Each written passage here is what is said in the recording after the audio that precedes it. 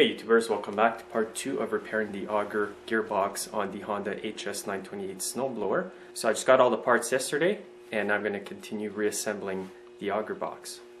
So here are all the parts, all Honda OEM parts. There's that gear case here. There's the part number for that. That was the most expensive part, $167 Canadian for that. This gear here was $95 Canadian. There's the part number. I got the gasket for that gear case cover as well. There's the part number for that. There's the oil seal cap. It goes over here. It's part number right here. Now here are the 3 seals. 2 are smaller, one's bigger. And there's the part number for that one. And the smaller seals, you're going to need 2 if you replace them all. And here's the part number for them. The first thing I need to do to start this job is to remove this clip down here.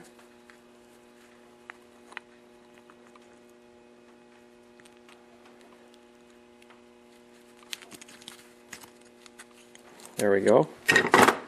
I'm replacing this seal, so I don't need that, but I did need this little clip here. Now the first thing I'm going to start installing is one of these seals. This is the part number. It's going to go in one side of the case here on the smaller side. Now what you want to do is grab your seal, flip it over like this, and stick it in here like that. And it's got to come flush to this part on the inside. Now I'll put it back down like this. Now what I've got here is a 1/2-inch drive socket with an extension. Socket is size number 3132. And it's going to fit perfectly around the seal like that so that I can push it in.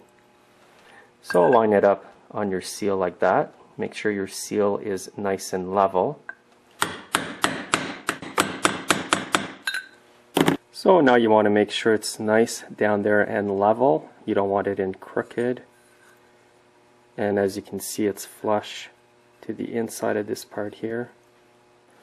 Next, you want to grab one of the bearings that goes in there, slide it over the hole, which will be right behind the oil seal that we just installed. I'm going to use a much bigger socket now and go in there and push it in.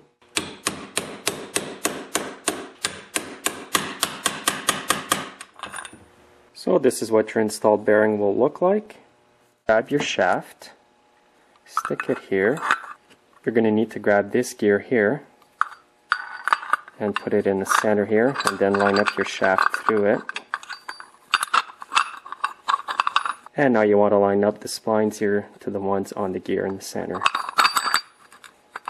Now I've got this set up in a vise, it'll make it easier to work on. Now you want to install the bearing.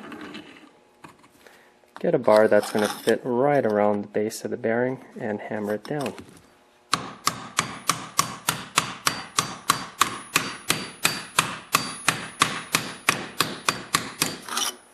You want to push the bearing down enough so you can see the groove for the internal clip that's going to go there. Now install the internal clip. It's going to go right in a groove above the bearing, just like that, and make sure that the clip is in its groove. Now I'm going to install the oil seal that goes there. I'm just going to put a piece of large pipe over the seal and gently tap down.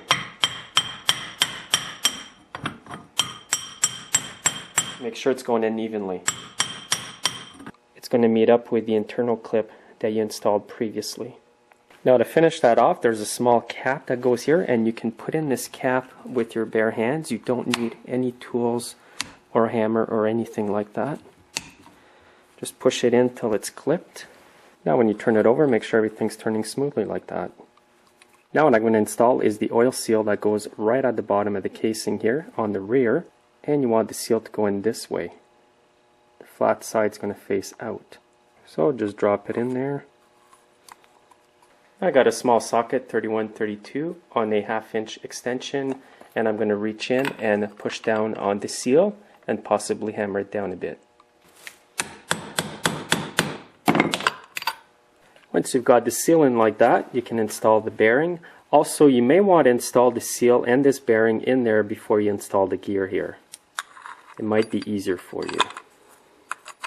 And I'll just reach in and tap down on the bearing. Once it's in like that, insert your impeller shaft right down in there. Now make sure you can turn the gears.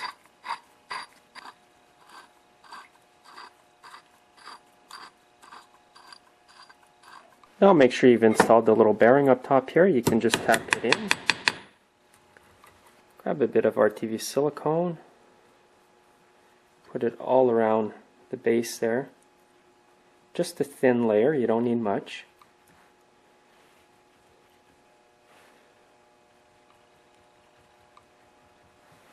And make sure to install all the 5 bolts here and tighten them up evenly.